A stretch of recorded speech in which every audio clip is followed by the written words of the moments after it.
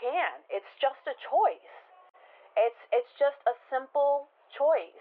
Hi guys, and welcome to Chronic Lyme Storytime.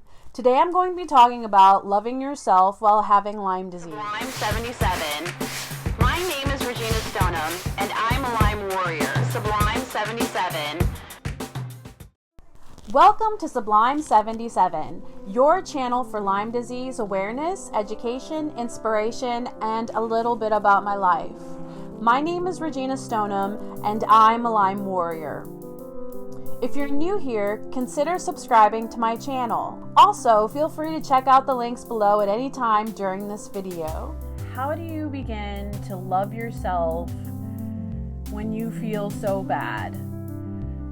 And you've probably felt bad for a really long time, and your self-esteem is probably really low. You're having a really hard time with your life, with your health, with the people around you, with everything. I feel like the first step in order to get yourself out of that situation, to see things differently, is to start loving yourself. If you can't love yourself, then nobody will. I know that when we're babies and we're being raised, the way that we feel love is through our parents.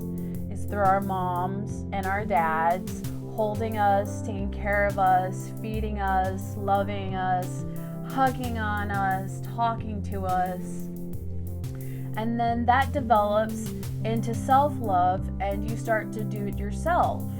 You take care of yourself, you feed yourself, you become more independent. It's just not realistic to have somebody else do that for you when you're grown up. You have to start learning how to use the tools yourself and start planting thoughts of love and its self-acceptance into your own heart, into yourself. And that's very difficult to do. It's a really hard thing to do. You can choose to start doing it yourself, even in the lowest of times. That takes a lot of courage to start doing that. The first step is to acknowledge whether or not you love yourself. I didn't understand really what love was, and I didn't really love myself. I was the class clown. I always would try to make other people laugh, would try to make other people to like me so that they would love me and I would feel that. But I never really honestly felt love for myself. I just didn't.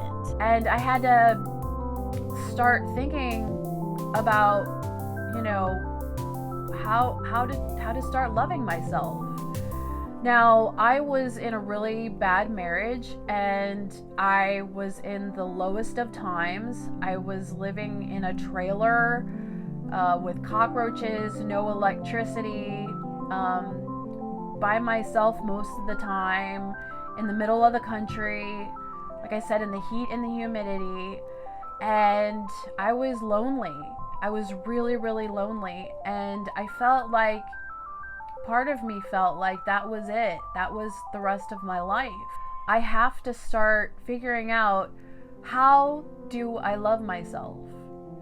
And how do I get myself out of this situation? And so I started looking inward, and I started realizing that at an early age, I didn't really feel true love. This voice in my head saying that I was being selfish and that I needed to think about others. So as an adult, I started thinking about what I could do to start to love myself. And I was really overweight, and I was eating horribly, and I was really sick, but I didn't know I had Lyme disease at that time.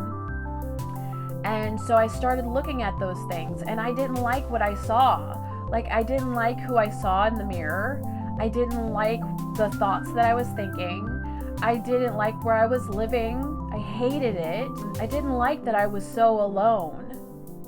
And so I slowly started making choices and looking inside of myself to figure out what was it that I could change at that moment that I could start changing my life and start to love myself. I started reaching out to other people, and some people were like, you're just a drama queen, yada da da da, just all this rejection. But I went past the rejection and I kept asking for help. I kept reaching out. I started learning and I was accepted, and I was starting to like accept myself.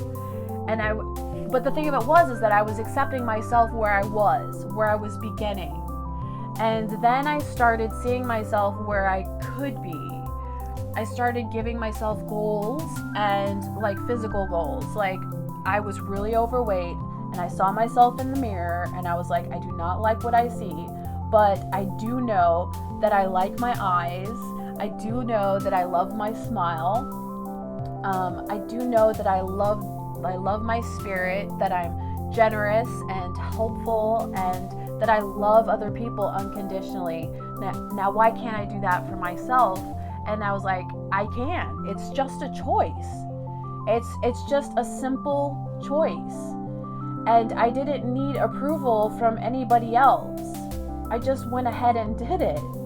And I started making those choices.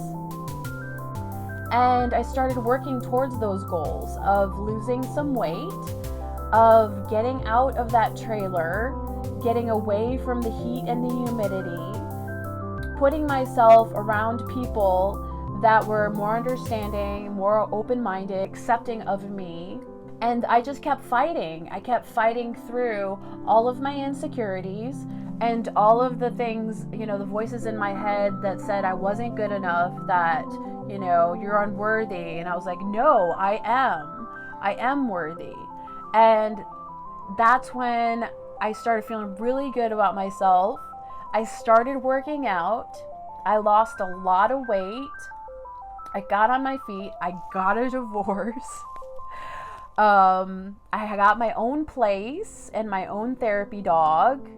And I just started seeing all the results from me just starting to love myself and just slowly working on myself like a project.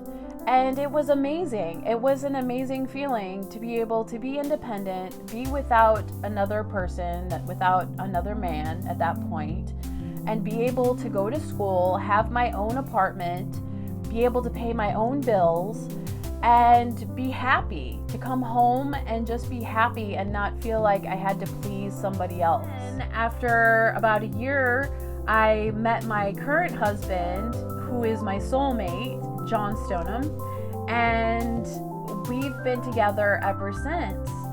But I really think that if I hadn't started that journey of self-love and self-discovery, that we would have never have gotten together, would have never have met. And my life has gotten so much better since then. I still have a hard time with, hearing those voices in my head, questioning myself. But then I go back and I fight and I say, no, I am worthy of this. I am worthy of a good life.